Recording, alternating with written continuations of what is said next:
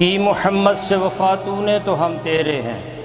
کی محمد سے وفا تو نے تو ہم تیرے ہیں۔ یہ جہاں چیز ہے کیا لوح و قلم تیرے ہیں، یہ جہاں چیز ہے کیا لوح و قلم تیرے ہیں۔ ہم کون تھے،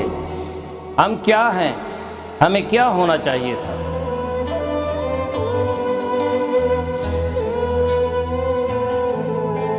ہمارے ماضی کی سطوت، ہمارے اسلاف کی اخلاقیات و روایات، ہمارا علمی ورثہ جسے ہم کھو چکے ہیں،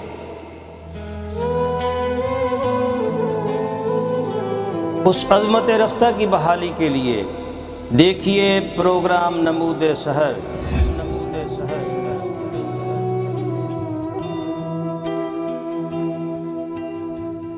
This program is sponsored by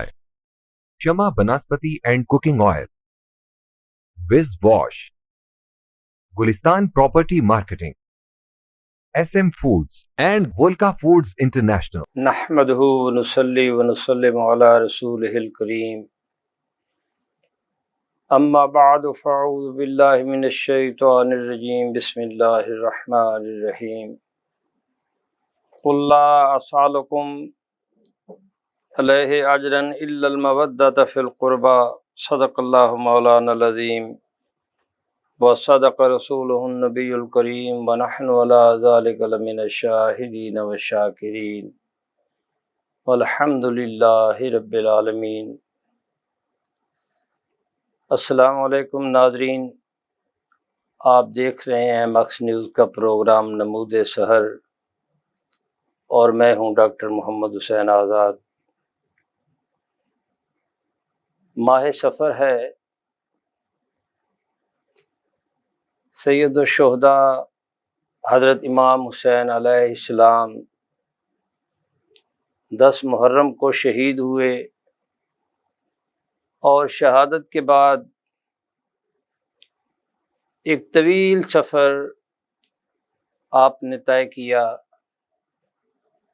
جس میں ماہ سفر بھی آ جاتا ہے۔ قرآن مجید کی میں نے آپ کے سامنے سورہ شورى کی آیت نمبر 25 تلاوت کی۔ اللہ رب العزت نے فرمایا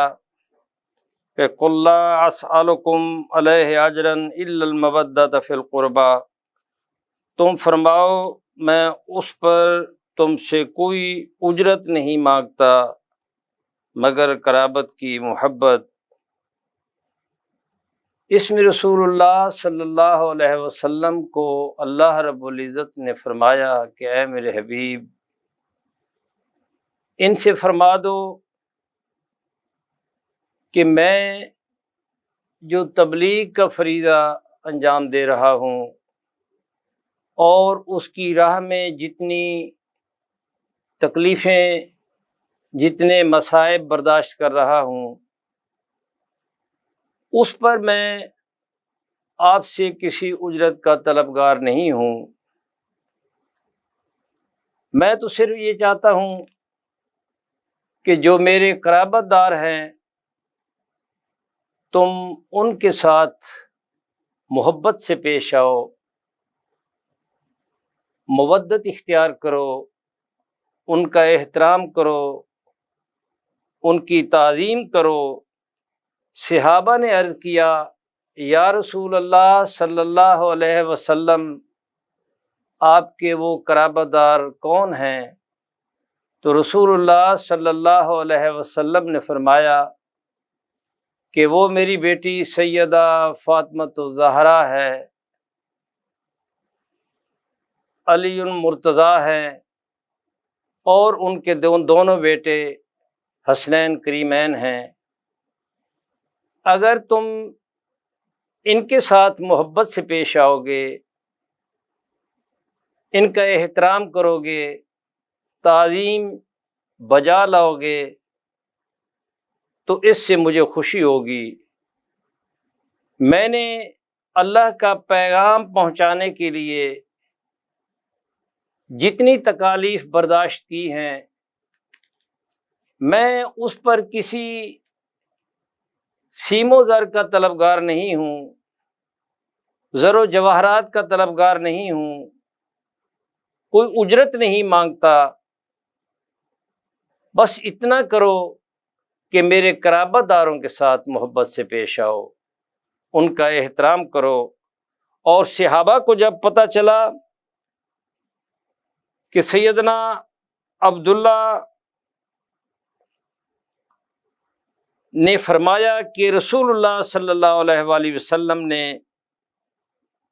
سیدہ فاطمۃ الزہرا سلام اللہ علیہا کا نام لیا اور سیدنا علی کرم اللہ وجہ الکریم کا نام لیا، حضرت امام حسن کا نام لیا اور حضرت امام حسین کا نام لیا، تو تفسیر در منصور میں اور شرح زرقانی میں ائمہ حضرات نے اس کو تفصیلاً بیان کیا ہے اور وضاحت کے ساتھ بیان کیا ہے کہ رسول اللہ صلی اللہ علیہ وسلم کے خاندان میں آپ کے دونوں شہزادے جو ہیں رسول اللہ صلی اللہ علیہ وسلم کو بہت پیارے تھے۔ سیدہ فاطمہ الزہرا کے بارے میں فرمایا کہ یہ میرے جسم کا حصہ ہے، جو ان کو ایذا دے گا وہ مجھے ایذا دے گا۔ سیدنا علی کے بارے میں فرمایا کہ سیدنا علی کا دیکھنا عبادت، ان کا ذکر عبادت، ان کی محبت عبادت، جو انہیں ایذا دے گا مجھے دے گا، جو ان کو برا بھلا کہے گا وہ مجھے برا بھلا کہے گا، اور جو وہ مجھے برا بھلا کہے گا وہ اللہ رب العزت کو برا بھلا کہے گا۔ تو قرآن مجید کی سورہ احزاب میں ان الذین یؤذون اللہ ورسولہ لعنہم اللہ فی الدنیا والآخرہ، قرآن مجید میں یہ سورت جو نازل ہوئی تو یہ وضاحت کرتی ہے کہ اگر کوئی سیدنا علی کو ایذا دے گا، سیدہ فاطمہ الزہرا کو ایذا دے گا اور حسنین کریمین کو ایذا دے گا تو رسول اللہ صلی اللہ علیہ وسلم کو ایذا پہنچے گی، کیونکہ رسول اللہ صلی اللہ علیہ وآلہ وسلم ان سے بہت زیادہ محبت کرتے تھے۔ ناظرین محترم، آپ نے احادیث سنی، کتب احادیث میں یقیناً پڑھا کہ جب حسنین کریمین چھوٹے تھے اور ایک بار رسول اللہ صلی اللہ علیہ وسلم خطبہ فرما رہے تھے اور دونوں شہزادے گرتے پڑتے آپ کی جانب بڑھ رہے ہیں، میرے کریم آقا نے جب ان دونوں شہزادوں کو گرتے ہوئے دیکھا تو برداشت نہ کر سکے، خطبہ وہیں روکا، ممبر سے اترے اور دونوں کو اپنی گود میں اٹھا لیا۔ تو معلوم ہوا کہ رسول اللہ صلی اللہ علیہ وسلم کو ان کا تھوڑا سا گرنا بھی برداشت نہیں ہے۔ قرآن مجید کی اگلی آیت جو ہے اس میں اللہ رب العزت نے فرمایا کہ جب نجران کے عیسائیوں سے مباہلہ ہوتا ہے تو اللہ رب العزت نے یہ آیت اتاری، فَقُلْ تَعَالَوْا نَدْعُ أَبْنَاءَنَا وَأَبْنَاءَكُمْ وَنِسَاءَنَا وَنِسَاءَكُمْ وَأَنفُسَنَا وَأَنفُسَكُمْ ثُمَّ نَبْتَهِلْ فَنَجْعَلْ لَعْنَةَ اللَّهِ۔ اللہ رب العزت نے اپنے حبیب سے فرمایا کہ اے میرے حبیب ان سے فرما دو کہ آؤ ہم بلا لیں اپنے بیٹے اور تمہارے بیٹے، اپنی عورتیں اور تمہاری عورتیں، اپنی جانیں اور تمہاری جانیں، پھر مباہلہ کریں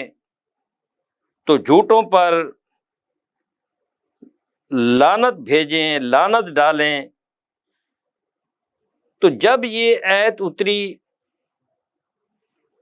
تو حضرت سعد بن ابی وقاص فرماتے ہیں، ایک حدیث میں آتا ہے، صحیح مسلم کی حدیث ہے، صحیح مسلم کی حدیث میں ایک بار ایسا ہوا کہ حضرت سعد بن وقاص رضی اللہ تعالی عنہ اور حضرت معاویہ بن ابی سفیان، یہ دونوں جو ہیں یہ حج کے موقع پر اکٹھے تھے، ایک جگہ بیٹھے ہوئے تھے، اور معاویہ بن ابی سفیان نے حضرت سعد بن ابی وقاص سے کہا کہ تم علی پر لعن کیوں نہیں کرتے؟ تو حضرت سعد بن ابی وقاص نے فرمایا کہ 3 وجوہات ہیں، ان میں ایک وجہ یہ ہے کہ جب فَقُلْ تَعَالَوْا نَدْعُوا أَبْنَاءَنَا وَأَبْنَاءَكُمْ، جب یہ آیت مباہلہ اتری تو رسول اللہ صلی اللہ علیہ وسلم نے جانتے ہو کن کو اپنے ساتھ لیا تھا؟ تو یہ دونوں شہزادے حسنین کریمین تھے، سیدنا علی تھے اور سیدتنا فاطمۃ الزہرا سلام اللہ علیہا تھیں۔ جب ایسی بات ہو تو میں کیسے ان کو برا بھلا کہہ سکتا ہوں؟ تو معلوم ہوا کہ اس وقت انہی جو پاکیزہ ہستیاں ہیں انہی کو اپنے ساتھ لیا تھا، اور جب نجران کے عیسائیوں نے ان شہزادوں کی جبینوں میں چمکتا نور دیکھا تو ان کا جو بڑا پادری ہے، مفسرین نے لکھا ہے کہ اس نے کہا کہ یہاں سے واپس ہٹ جاؤ، اگر رسول اللہ صلی اللہ علیہ وسلم پیغمبر خدا نے دعا کر دی اور ان پاکیزہ ہستیوں نے آمین کہہ دی تو پھر قیامت تک عیسائیوں کا وجود جو ہے نام و نشان تک باقی نہیں رہے گا۔ تو ناظرین محترم، اللہ رب العزت نے ان کے لیے یہ آیت بھی اتاری، اور اس کے بعد اس میں ایک اہم نقطہ یہ آتا ہے کہ بعض حضرات جو ہیں وہ تنقید کرتے ہیں، وہ کہتے ہیں کہ رسول اللہ صلی اللہ علیہ وسلم کی اور صاحبزادیاں بھی تو تھیں، آپ کی 4 صاحبزادیاں تھیں۔ ناظرین محترم، ایک بات ذہن میں رکھیں کہ یہ آیت جب اتری اور یہ مباہلہ ہوا تو 10 ہجری تھی، اور اس وقت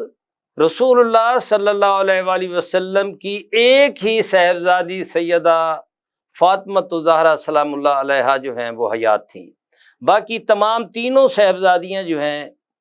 وہ وصال فرما چکی تھیں۔ تو اس لیے یہ امام بغوی نے تفسیر بغوی کی جلد 1 صفحہ نمبر 310 پر بڑی وضاحت کے ساتھ لکھا ہے کہ آپ کی باقی صاحبزادیاں جو ہیں وہ وصال فرما چکی تھیں۔ ناظرین محترم، اگلی آیت آتی ہے قرآن مجید میں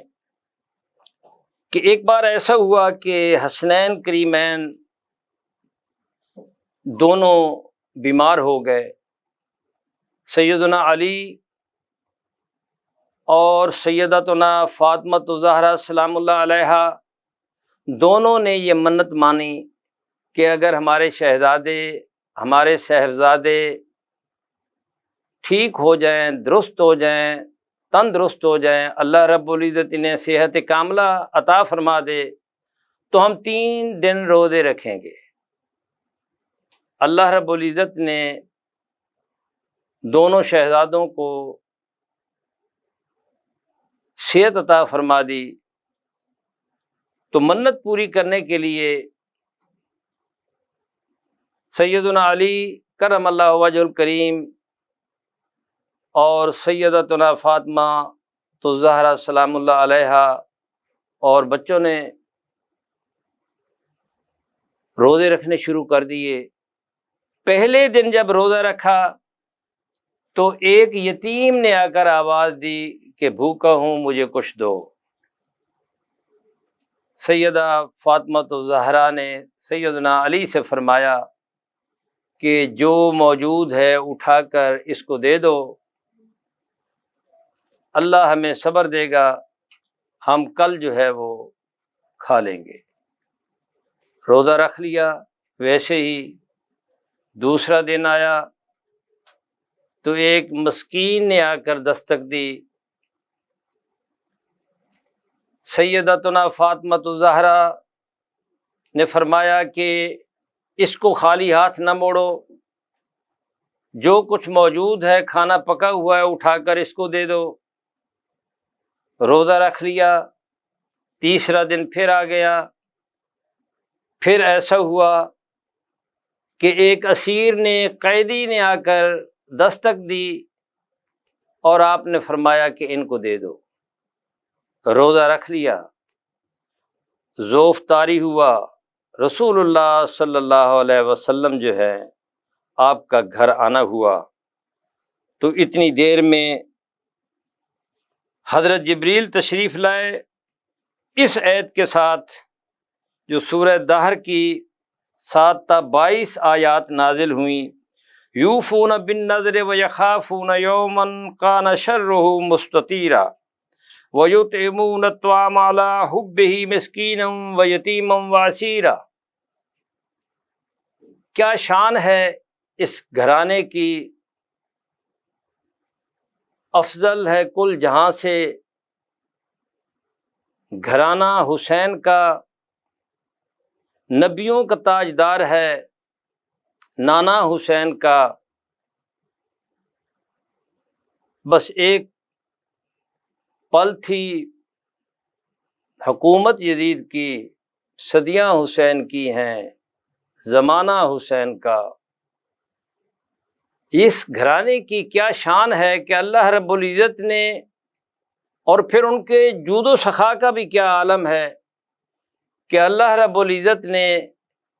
7 تا 22 آیات جو ہیں قرآن مجید کی، ان کی شان میں اتاری ملکۃ الدہر، ملکہ دہر جو ہیں سیدہ فاطمہ الزہرا کی شان میں، کہ جنہوں نے فرمایا کہ جو کچھ موجود ہے اٹھا کر دے دو، یہ اس در سے خالی ہاتھ نہ جائیں۔ اور یہ در ایسا در ہے کہ جن کے در سے آج تک کوئی خالی ہاتھ نہیں گیا۔ اور قرآن مجید کی یہ آیت سیدنا عبداللہ بن عباس فرماتے ہیں کہ رسول اللہ صلی اللہ علیہ وآلہ وسلم نے فرمایا کہ جب وَلَسَوْفَ يُؤْتِيكَ رَبُّكَ فَتَرْضَىٰ نازل ہوئی تو آپ نے فرمایا کہ اللہ رب العزت نے جو فرمایا کہ اے میرے حبیب میں عن قریب تمہیں اتنا عطا فرماؤں گا کہ تو راضی ہو جائے گا، تو اس رضا میں سیدنا عباس فرماتے ہیں کہ یہ بھی شامل ہے کہ اہل بیت کا کوئی فرد جو ہے وہ دوزخ میں نہیں جائے گا۔ تو بے شمار آیات ایسی ہیں جو سیدنا علی اور اس گھرانے کی شان میں نازل ہوئیں۔ تو یہ جو تمہیدی کلمات میں آیات قرآنی تلاوت کی گئیں اور ان کا مفہوم بیان کیا گیا، تو اس سے یہ بات سامنے آتی ہے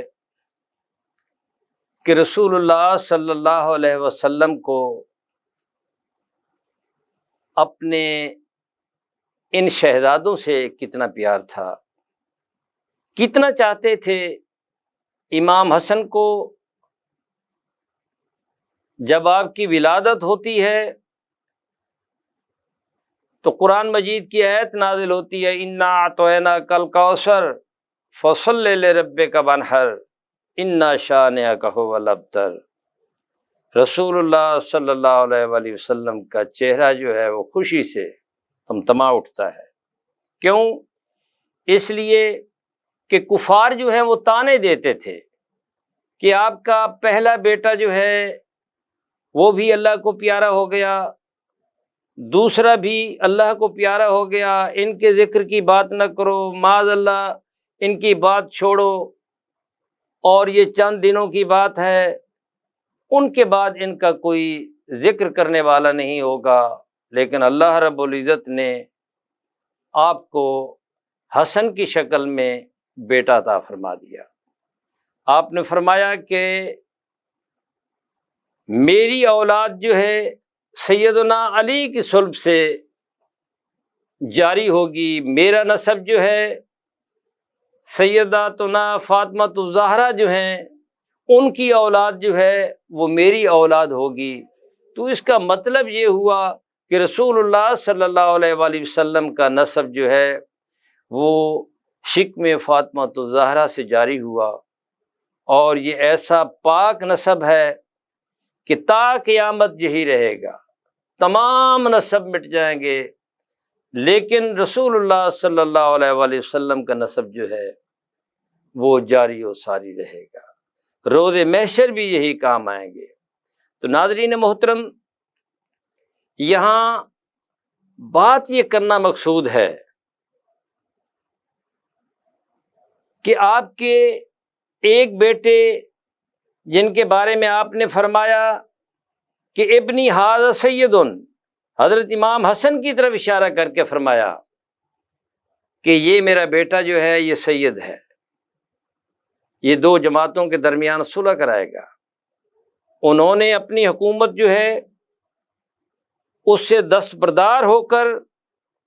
ایک آنے والی نسلوں کو صلح کا پیغام دیا، اور اس میں یہ بھی حکمت تھی کہ خلافت علی منہاج النبوہ جو ہے وہ 30 برس تھی، اور 30 برس ٹھیک اگر حضرت امام حسن علیہ السلام کی خلافت کے 6 ماہ جو ہے وہ شامل کیے جائیں تو چاروں خلفاء کے عرصہ کو ملا کر 6 ماہ یہ ملا دیے جائیں تو ٹھیک 30 برس آپ کی حکومت کے پورے ہو جاتے ہیں۔ اس کے بعد جو ہے ملوکیت ہے۔ اس میں حکمت تھی کہ حضرت امام حسن علیہ السلام نے 6 ماہ کے بعد اس کو چھوڑنا تھا، کیونکہ ملوکیت آپ کو زیبا نہیں تھی۔ اب یہی بات سوال کرتے ہیں، یہ نواسب جو ہیں یہ سوال کرتے ہیں معاذ اللہ سیدنا امام حسین علیہ السلام، جن کے بارے میں میرے آقا نے فرمایا حسین منی وانا من الحسین، حسین مجھ سے ہے اور میں حسین سے ہوں۔ مطلب یہ ہوا اللہم والی من والا ہو وعاد من عادا ہو۔ رسول اللہ صلی اللہ علیہ وسلم نے جب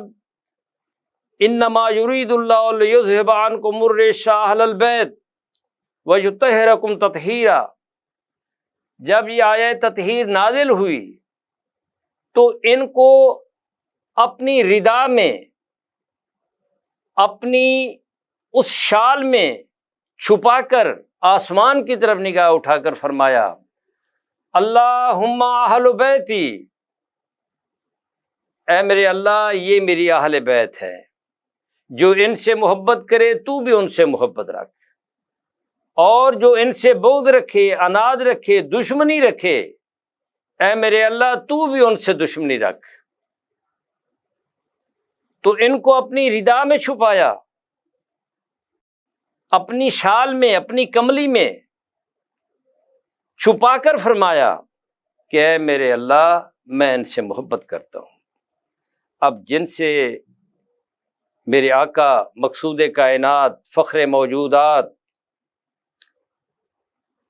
جن کے لیے ارض و سما پیدا کیے گئے، اگر وہ نہ ہوتے تو کچھ بھی نہ ہوتا، اب وہ سب سے زیادہ اگر محبت کرتے ہیں تو اپنے شہزادوں سے کرتے ہیں۔ اور ناظرین محترم، یہاں ایک اور بات جو پڑھنے کو ملتی ہے احادیث میں،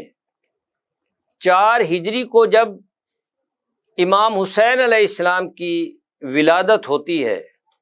تو جبریل تشریف لاتے ہیں، اور جبریل آ کر یہ پیغام دیتے ہیں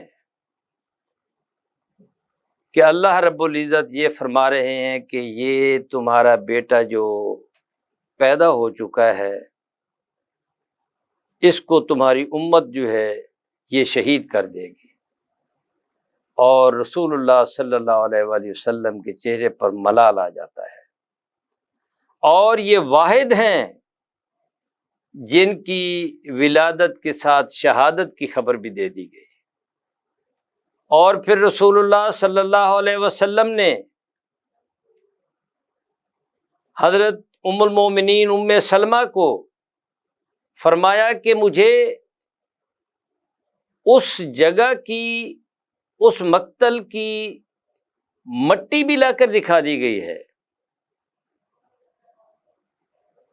اور اگر تم چاہو تو میں تمہیں دکھا سکتا ہوں۔ اور میرے آقا حضرت محمد مصطفیٰ صلی اللہ علیہ وسلم وہ مٹی جو ہے ام سلمہ کو دے دیتے ہیں اور فرماتے ہیں کہ یہ رکھ لو، جب یہ سرخ ہو جائے گی تو جان لینا کہ میرا بیٹا حسین جو ہے وہ شہید ہو چکا ہے۔ ناظرین محترم، اس کا مطلب یہ ہوا کہ رسول اللہ صلی اللہ علیہ وآلہ وسلم نے اپنی حیات طیبہ میں امام حسین علیہ السلام کی شہادت کی خبر دے دی تھی،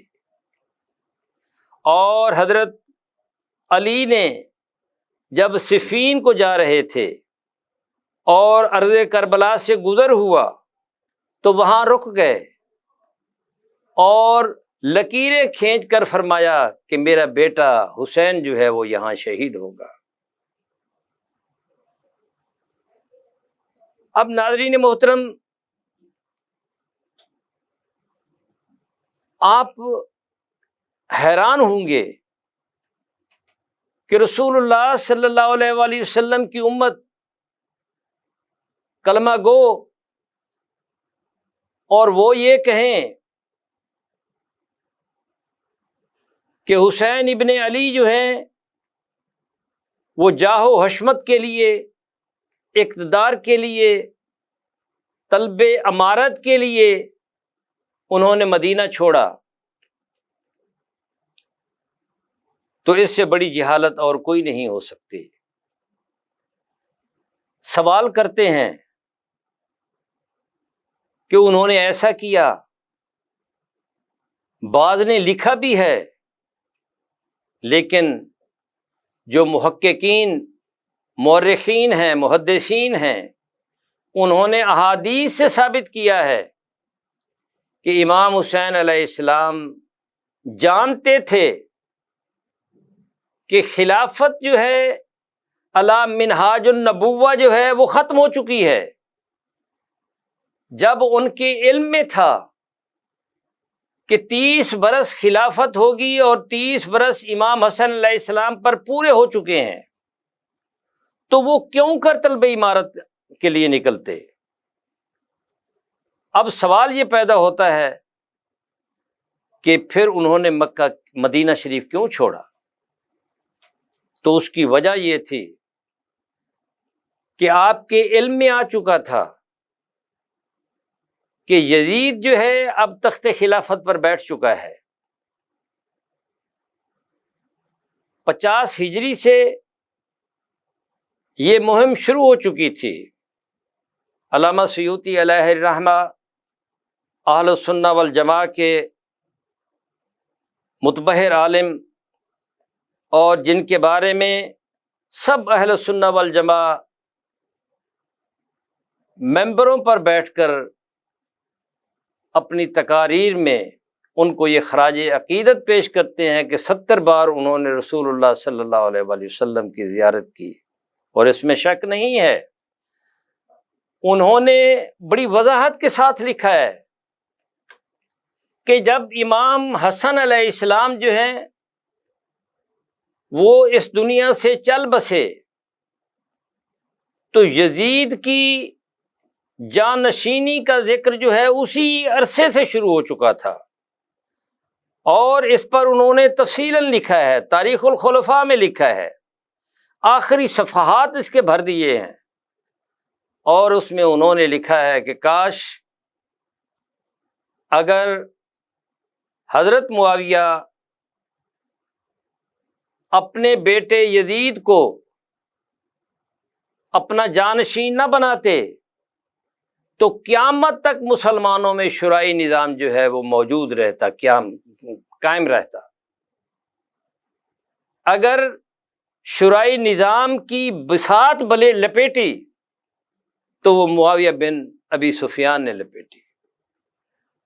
اب 60 ہجری تک حضرت معاویہ حیات رہے، انہوں نے بیعت تو لے لی، بیعت خلافت،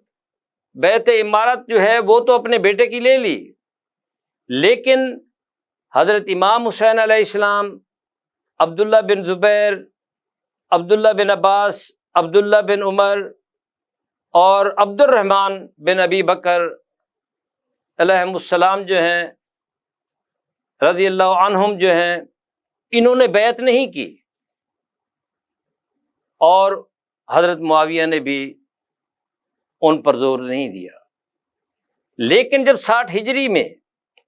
وہ وفات فرما جاتے ہیں تو ان کے بیٹے جو ہیں وہ حکم جاری کرتے ہیں، مدینہ کے گورنر کو کہتے ہیں کہ ان سب سے بیعت لو، جو بیعت نہ کرے ان کی گردن مار دو۔ اب اس وقت ولید بن عتبہ بن ابی سفیان جو ہے وہ مدینہ کے گورنر ہوتے ہیں، وہ ذرا نرمی سے کام لیتے ہیں۔ اس کے بعد اس کے ساتھ ہی مروان بن حکم کو یزید جو ہے وہ گورنر بنا دیتا ہے اور حکم جاری کرتا ہے کہ ان سب سے بیعت لے کر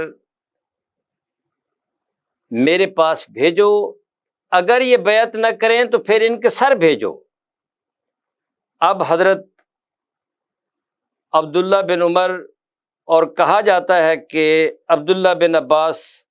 انہوں نے بیعت کر لی، لیکن عبداللہ بن زبیر بھی مکہ چلے آئے، اور اس وقت تک عبد الرحمن بن ابی بکر جو ہیں وہ وصال فرما چکے تھے، اور حضرت امام حسین علیہ السلام نے بھی بیعت نہ کی۔ آپ بھی مکہ آ گئے۔ پوچھا گیا کہ آپ نے مدینہ کیوں چھوڑا،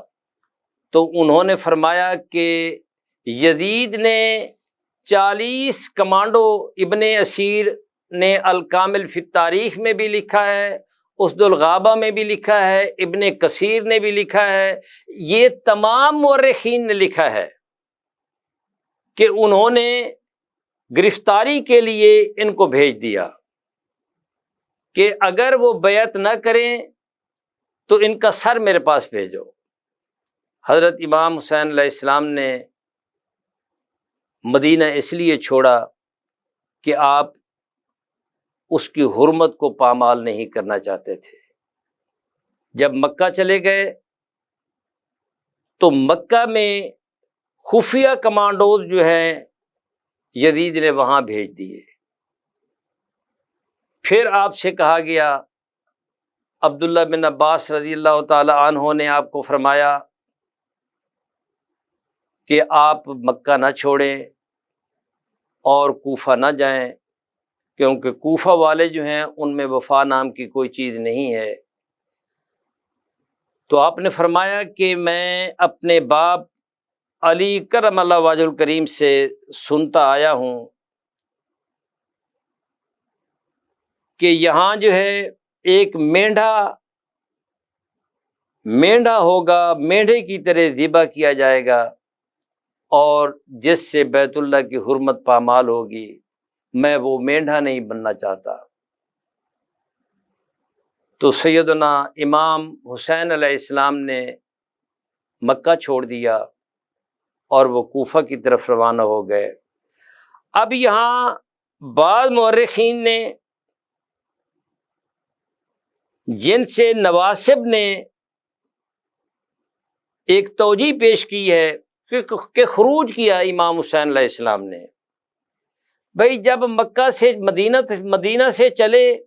اگر آپ نے یزید سے لڑائی کرنا ہوتی یا خروج کرنا ہوتا یا بغاوت کرنا ہوتی یا جہاد کا اعلان کرنا ہوتا تو صحابہ سے آپ برملا کہتے بھئی میں ان کے خلاف جہاد کرنے جا رہا ہوں، کون کون ہے جو میرا ساتھ دے؟ تو وہ کون تھا جو آپ کے ساتھ نہ ہوتا؟ لیکن قطعاً آپ نے ایسی کوئی بات نہیں کی۔ کیا اگر یزید کے مقابلے میں امام حسین جاتے تو محمد بن حنفیہ جو ہیں وہ مدینہ میں رہ جاتے؟ سوال ہی نہیں پیدا ہوتا۔ ایسی قطعاً کوئی بات نہیں ہے، آپ کا کوئی ارادہ نہیں تھا۔ ہاں اتنا ضرور تھا کہ آپ یزید کی بیعت نہیں کرنا چاہتے تھے، اس بنا پر کہ یزید فاسق فاجر تھا، یزید آپ کی نظر میں شراب کا مرتکب ہوتا تھا، زنا کا ارتکاب کرتا تھا، تارک صلاۃ تھا۔ جب مدینہ کا وفد گیا جس میں بڑی بڑی ہستیاں شامل تھیں اور انہوں نے جا کر اس کے کرتوت دیکھے تو واپس آ کر انہوں نے بیعت توڑ ڈالی، اور لوگوں نے کہا کہ آپ نے بیعت توڑ دی ہے۔ انہوں نے کہا کہ ہمیں خدشہ تھا، اگر ہم اس کی بیعت نہ توڑتے تو اللہ رب العزت آسمان سے ہم پر پتھر برساتا۔ تو امام حسین علیہ السلام نے اس بنا پر آپ کی بیعت نہیں کی۔ اب ایک اور شوشہ چھوڑتے ہیں کہ جب کربلا میں پہنچ گئے، آپ کا مکالمہ ہوا، اور پھر جب لڑائی کا وقت آیا تو آپ نے فرمایا کہ اے لوگو، مجھے یا تو واپس جانے دو یا کسی ایسے شہر کی سرحد پہ جانے دو جہاں میں جہاد کر سکوں، یا مجھے میرے کزن کی جانب جانے دو تاکہ میں اس کے ہاتھ میں ہاتھ دے کر ان کی بیعت کر لوں۔ معاذ اللہ، اگر بیعت کرنا ہوتی تو پہلے ہی کر لیتے، لیکن آپ نے بیعت نہیں کی۔ اور حضرت سلطان باہو نے بڑی خوبصورت بات کی تھی، سچا عشق حسین دا باہو سر ڈیوے راز نہ بھنے ہو۔ رسول اللہ صلی اللہ علیہ وآلہ وسلم نے فرما دیا تھا، آپ نے فرمایا کہ میرے آقا و مولا رسول اللہ صلی اللہ علیہ وآلہ وسلم، میرے نانا جان نے مجھے خواب میں یہ فرمایا ہے، اور میں نے ہر صورت کربلا میں جانا ہے۔ اور صحابہ نے پوچھا تو آپ نے کسی کو کچھ نہیں بتایا، اور کربلا کی جانب بڑھ گئے۔ اب ناظرین محترم، آپ کی شہادت ہو جاتی ہے وہاں، یہ سب آپ جانتے ہیں۔ یہاں بھی ایک سوال پیدا ہوتا ہے، یہاں بھی ناسبی جو ہیں سوال کرتے ہیں۔ فیوز قاسمیہ میں مولانا قاسم نانوتوی علیہ رحمہ نے ان کے حالات، یزید کے حالات لکھنے کے بعد یہ لکھا ہے کہ ناسبیوں کا سردار جو ہے وہ یزید ہے، اور ناسبیوں کا سردار یزید جب ابن زیاد کو مسلط کرتا ہے، کوفہ کا گورنر بناتا ہے اور حکم دیتا ہے، اور یہ بات ابن کثیر نے بھی لکھی ہے البدایہ والنہایہ، اور ابن اسیر نے الکامل فی التاریخ میں لکھی ہے، ابن خلدون نے لکھی ہے، جن کو یہ سب مانتے ہیں، اور مروج الذہب میں مسعودی نے لکھی ہے، تاریخ طبری میں لکھی ہوئی ہے، ابن عساکر نے لکھا ہے، ابن حجر اسقلانی نے لکھا ہے تہذیب التہذیب میں، اور انہوں نے کلیئر کٹ لکھا ہے کہ قتل حسین کا حکم یزید نے دیا تھا۔ اور باقی رہا مسئلہ عمر بن سعد کا، تو چونکہ وہ یزیدی لشکر کا سالار تھا اور موقع پر شہید کرنے والا جو ہے وہ وہی ہے، لیکن حکم جو تھا وہ یزید کا تھا۔ اب ابن زیاد کو جب یہ کہا گیا کہ بیت اللہ شریف پر حملہ کرو، تو انہوں نے کہا کہ اس منحوس کے میں دونوں ایسے احکام نہیں مانتا، پہلے میں ایک مان چکا ہوں، اب بیت اللہ کی حرمت کو پامال میں نہیں کرتا۔ انہوں نے پوچھا کہ آپ نے پھر ایسا کیوں کیا؟ انہوں نے کہا کہ اگر میں ایسا نہ کرتا تو کلیئر کٹ حکم یہ تھا کہ یا ان کو مار دو یا پھر تم خود مارے جاؤ گے۔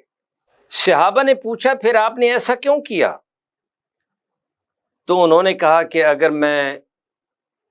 ان کو قتل نہ کرتا تو پھر میرا سر قلم ہونا ضروری تھا۔ تو اب ناظرین محترم، یہاں بھی بڑی تلخ باتیں ہیں۔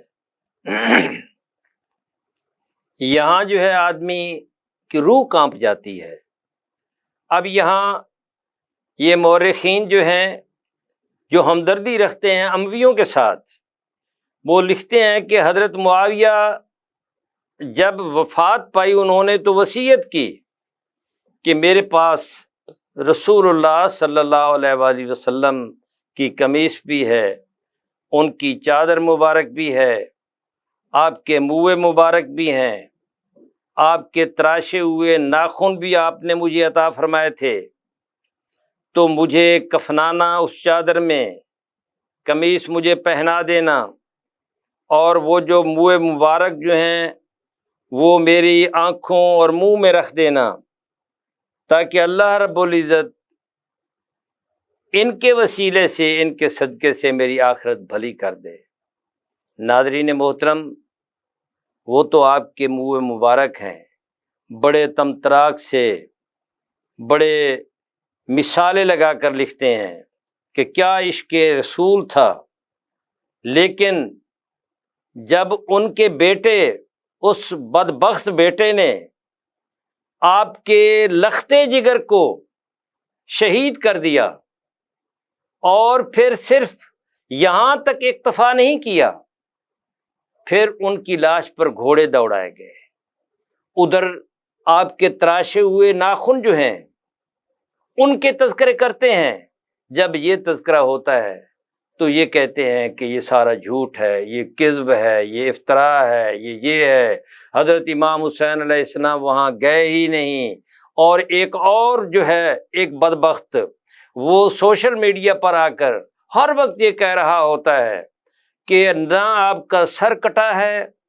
اور نہ ہی آپ کو ابن یزید کے دربار میں بھیجا گیا ہے، بلکہ آپ کو براہ راست یزید کے دربار میں بھیجا گیا ہے، ابن زیاد کے دربار میں گیا ہی نہیں۔ سنن ترمذی میں حضرت امام مالک کی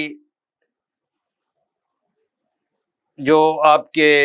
کیا انس بن مالک، حضرت انس بن مالک کی وہ روایت موجود ہے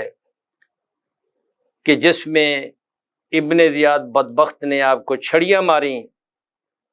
تو حضرت انس بن مالک رضی اللہ تعالی عنہ نے فرمایا کہ اے بدبخت، میں نے اپنی آنکھوں سے دیکھا ہے کہ رسول اللہ صلی اللہ علیہ وسلم ان ہونٹوں کو چوما کرتے تھے۔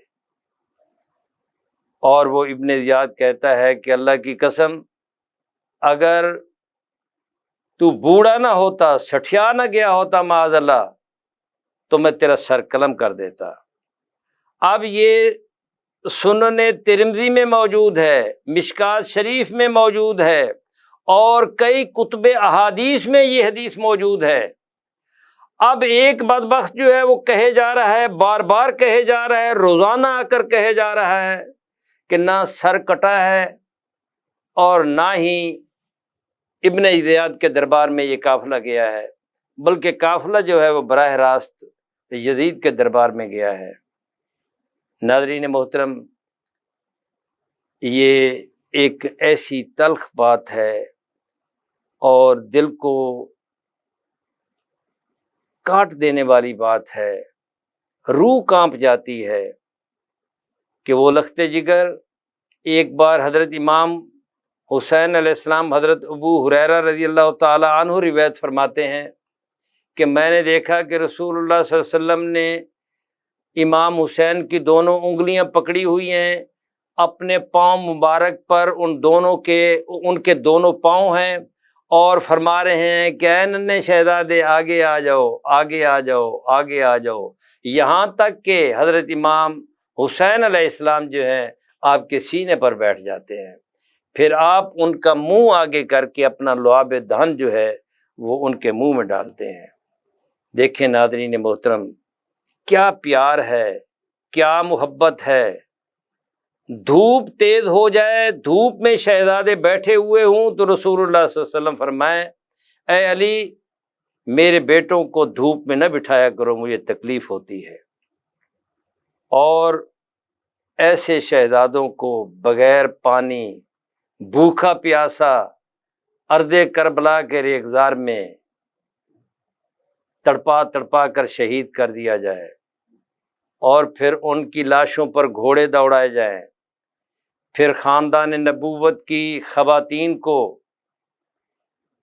جن کو کبھی سورج نہ دیکھے وہ شرمائے اور اس شہر میں پھرایا جائے جہاں ان کے باپ نے حکومت کی ہو، تو ناظرین محترم کتنی دکھ کی بات ہے۔ اور پھر یہ منہ بھر بھر کر کہیں کہ جی وہ تو ساری غلط باتیں ہیں، ابن زیاد کے دربار میں گئے ہی نہیں۔ اللہ رب العزت ان کو ہدایت عطا فرمائے۔ یہ خاندان نبوت ہے، اور پھر بار بار دلائل کے ساتھ کہتے ہیں کہ انہوں نے وہاں جا کر کہا کہ اب تو میں تیار ہوں یزید کے ہاتھ میں ہاتھ دینے کے لیے، ایسی کوئی بات نہیں ہے۔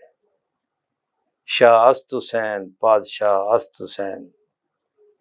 دین است حسین، دین پناہ است حسین،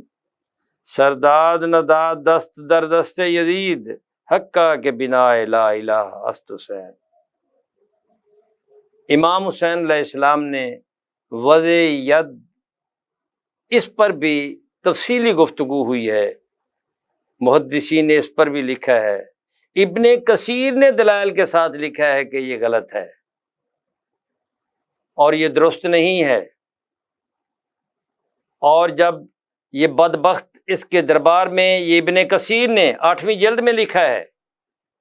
191 صفحہ پر بھی موجود ہے، اور مترجم میں 1048 صفحہ پر موجود ہے۔ انہوں نے لکھا ہے کہ ایک سانپ آیا اور سب نے دیکھا، اور یہ سنن ترمذی میں موجود ہے یہ حدیث، سب نے دیکھا اور کہا کہ وہ دیکھو سانپ آ رہا ہے، وہ دیکھو سانپ آ رہا ہے۔ وہ سانپ آیا اور ابن زیاد کے نتنوں میں گھس گیا اور اس کے منہ سے نکل گیا، اور اس بدبخت نے سیدتنا زینب سلام اللہ علیہا کے ساتھ بھی بڑی غلیظ گفتگو کی۔ اللہ رب العزت یہ نواسب جو ہیں اللہ ان کو برباد کرے، اور اہل بیت کے ساتھ محبت کرنے والے، یہی